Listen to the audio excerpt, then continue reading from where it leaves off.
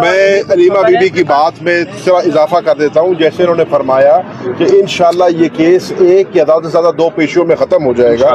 اس کی وجہ یہ ہے کہ آج دوسرا دن ہے, پروسیکیوشن اپنے دلائل دے رہی ہے, اور اس کیس میں رخنہ اندازی کرنے کے لیے, اس کیس کو لمبا کرنے کے لیے, اس کو گھسیٹنے کے لیے وہ اپنے آپ کو اس میں مزید الجھاتے جا رہے ہیں. جو آئین اور جو قانون کی شک وہ پڑھتے ہیں اس میں وہ خود پھنس جاتے ہیں, اور جج صاحبان مجبور ہو جاتے ہیں پوچھنے پہ.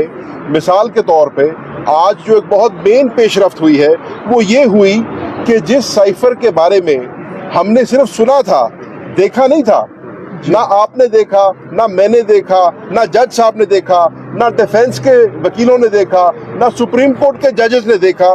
آج اب اپنی ضرورت پیش آئی تو آج انہوں نے اس کی پروسیجر کی بکلٹ پیش کر دی.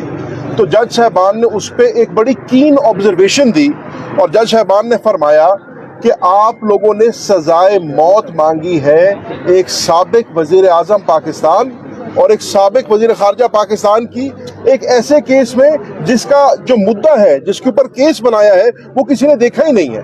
تو یہ کیسے ممکن ہے کہ آپ میکسیمم پینلٹی مانگ رہے ہیں ایک ایسی چیز میں جو ہماری آنکھوں کے آگے بھی نہیں آئی؟ اور ہم نے بھی مانگا, سپریم کورٹ کے ججز نے مانگا, آپ نے تب ہمیں نہ دیا.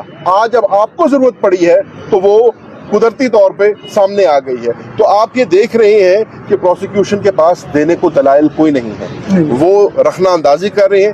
انشاءاللہ یہ 1 یا 2 پیشیوں کے اندر اندر ان کا سارا کیس جو ہے اس کی کلائی کھل جائے گی, اور یہ جس کو کہتے ہیں اپنے منہ کے بل آپ گریں گے. اور انشاءاللہ اس کیس میں باعزت طریقے سے عمران خان صاحب اور شاہ محمود قریشی صاحب رہا ہوں انشاءاللہ.